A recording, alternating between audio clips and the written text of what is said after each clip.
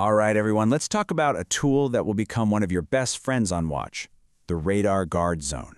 This is one of those fundamental skills you are going to use constantly out at sea, so paying close attention now is really going to pay off later. Let's dive in. So what exactly is a guard zone? Well, put simply, it's your radar's automated lookout. The best way to think of it is like a digital tripwire that you set up in the water around your vessel. Anytime a target crosses that line, bang, an alarm goes off. It's a simple idea, but it's incredibly powerful. So, before we get into the nuts and bolts of how to actually set one up, let's talk about the why. What is it that makes this simple little function so essential for your situational awareness on the bridge? The whole point is this: it's an extra layer of safety. You get to define a specific zone on your screen, and an alarm automatically sounds if any echo enters it. This is your automated backup, for notifying you of a target you might have missed during your visual scan. And on some of the more advanced systems, it'll even auto-acquire the target for you, which is a huge help. Okay, enough theory. Let's get practical. We're going to start with the initial radar setup. And trust me, getting your display ready before you create the zone is absolutely key to doing this right. First things first, we've got 3 quick settings. We're going to set our orientation to north up. This gives us a stable, consistent picture to work with. Then we select the off-center display, which gives us a much better view of what's ahead of us. And finally, let's set the range to 6 nautical miles.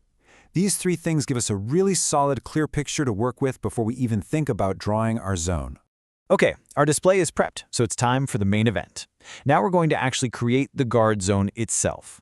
This is where we place that virtual fence right onto the screen. This is just a simple 4-step sequence. First, you're going to right-click anywhere on the radar display. That's your PPI, and that activates the cursor. Second, you move that cursor to where you want the zone to begin. For this example, let's use the 2-mile marker.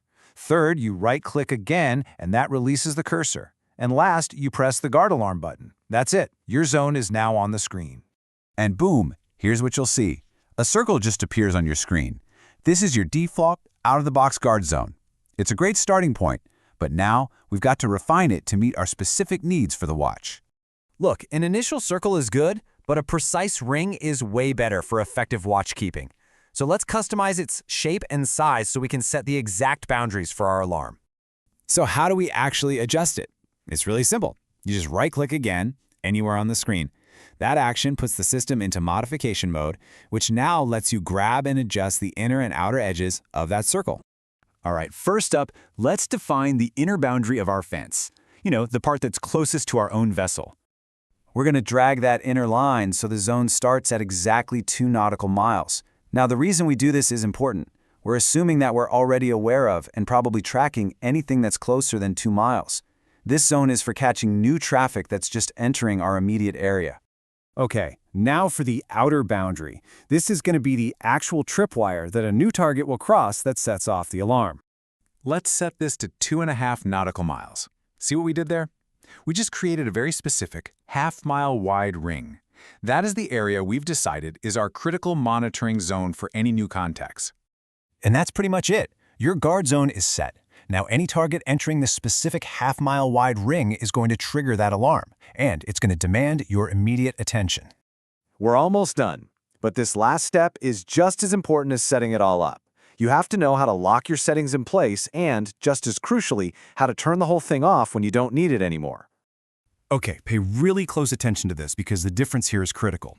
To lock the zone, you first right-click to get out of modification mode, and then you press the guard alarm button to fix it.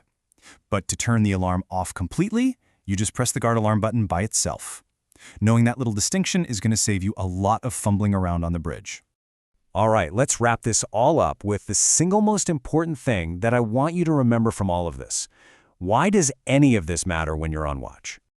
Here it is. The guard zone isn't a replacement for a good lookout, but it is your most reliable automated assistant.